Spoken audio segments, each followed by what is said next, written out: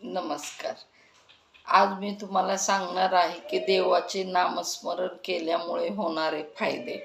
हं? प्रत्येकजण आपापलं नामस्मरण केल्याच्या नंतरने त्यांना काय जाणवलं किंवा त्यांच्यात काय बदल झाला हे सांग. प्रत्येकाचे अनुभव वेगवेगळे असतात. आता माझा स्वतःचा अनुभव सांगते तुम्हाला मी.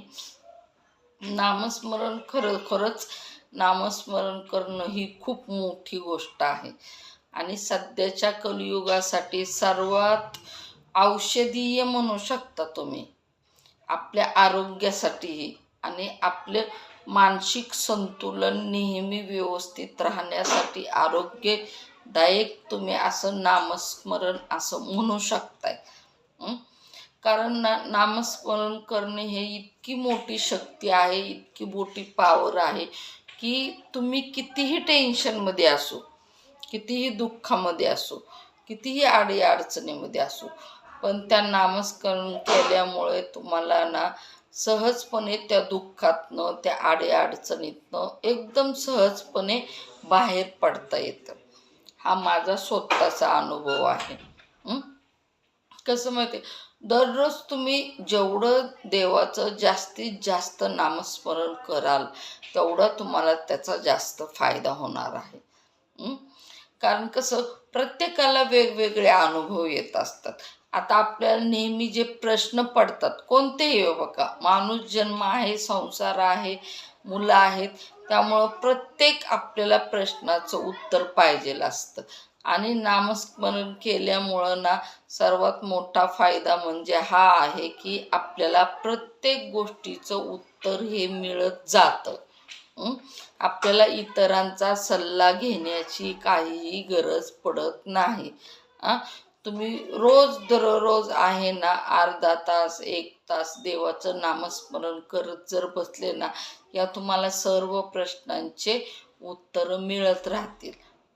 नामस्मरण केल्यामुळं खूप जीवनामध्ये बदल होतात आणि माझ्याही झालेले आहेत. मी पहिल्यांदा खूप दुःखामध्ये होते, खूप अडचणीमध्ये होते, खूप टेन्शनमध्ये होते. म्हणजे ही माझी स्थिती झाली होती की जीवन संपवण्यापर्यंत माझं म्हणजे हे झालं होतं.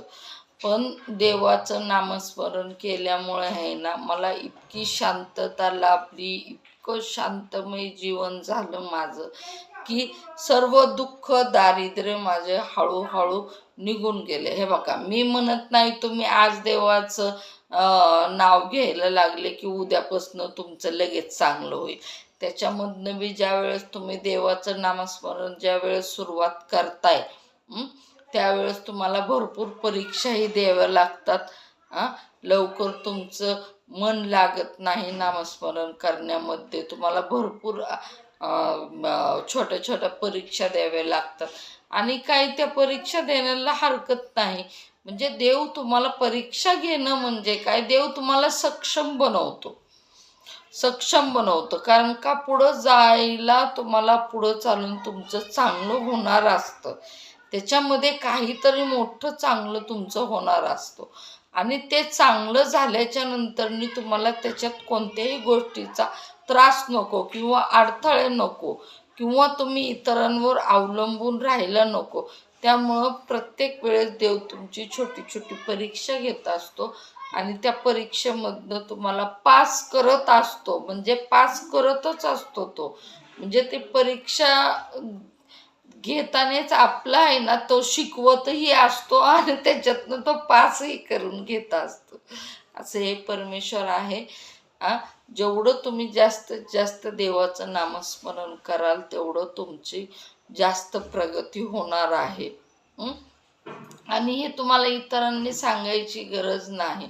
तुम्ही फक्त देवाचं नामस्मरण करायला उभे तर राहा, पुढे तर चला, सुरुवात तर करा. हळूहळू सर्व काही आपोआप तुमच्या लक्षामध्ये येत राहील. फक्त 100% 101% गॅरंटीने मी आणि इतर कोणीही जे माळ जप करतात, देवाचं नामस्मरण करतात, तेही तुम्हाला 101% हेच सांगणार आहेत की देवाचं नामस्मरण केल्याने नेहमी इतरांचं चांगलं झालेलं आहे आणि तुमचंही चांगलं होणार आहे.